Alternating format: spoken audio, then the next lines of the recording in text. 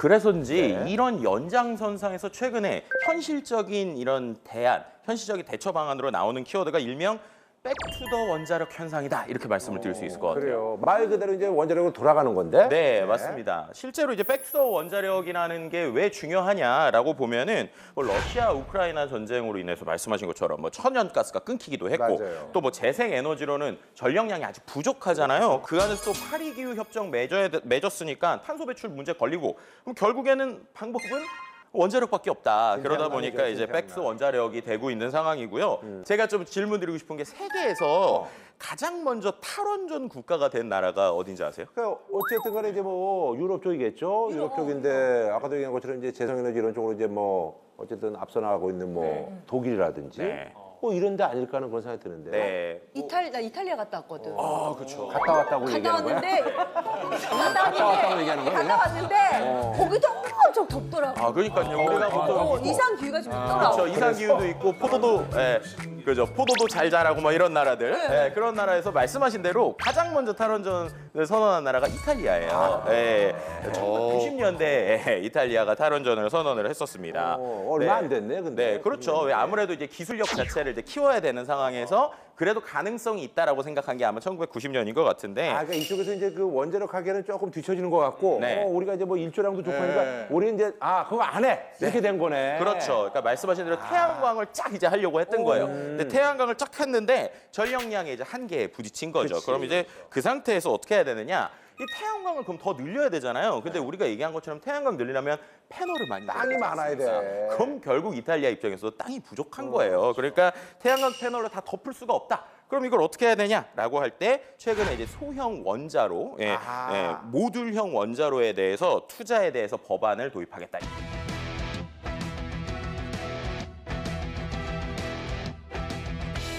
재생에너지 뭐 너무 좋죠. 너무 좋은데 전력 생산 공급 요게 이제 사람의 힘으로 뭐 막 아무렇게나 할 수 없고 정해진 자연의 어떤 이 흐름을 따라가는 겁니다. 맞아요. 우리가 마음대로 못 바꿔요. 맞아요. 예를 들어서 올해 4월 미국에서 2시간 40분간 남부에서 북부를 가로지르는 개기일식이 일어났습니다. 그거 장관했는데. 너무너무 훌륭한 천문 현상인데 문제는 그 사이에 이제 태양이 가려진 거죠.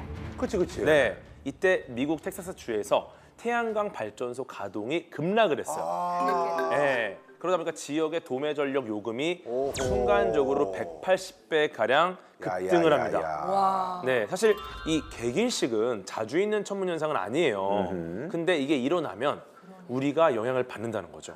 이것까지 고려를 해서 신재생 에너지를 설계를 해야지 대비를 미리 해야 되는 거예요. 그러니까 얼마나 복잡합니까? 네, 그러니까 정말 어렵죠. 네네.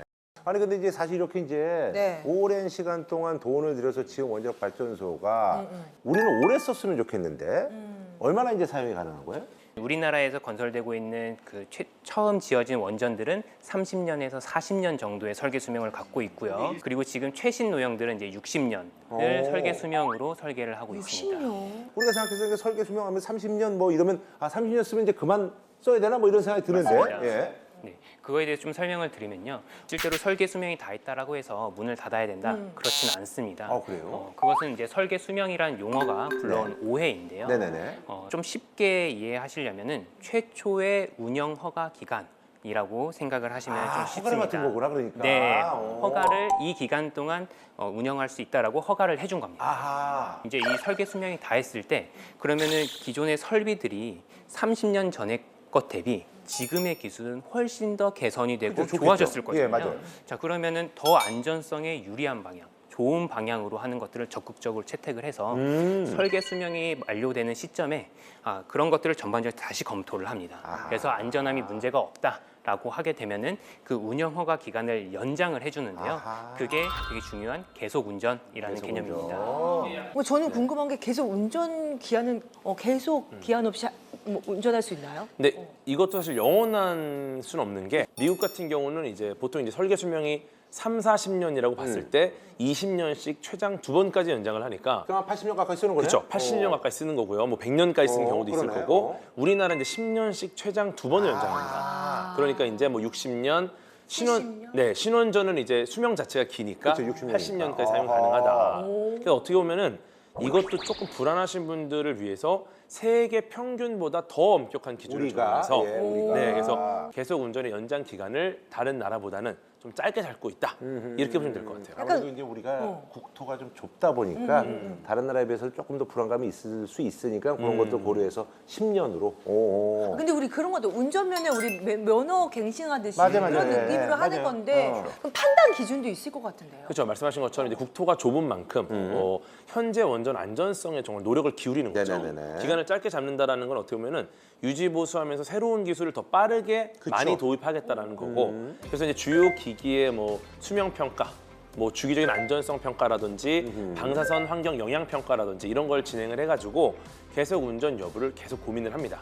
그렇게 해서 이제 통상 원전 계속 운전 여부를 결정하기 위해서는 3년 6개월에서 한 4년 정도. 그러니까 굉장히 오랫동안 신중하게 고민을 하는 거죠.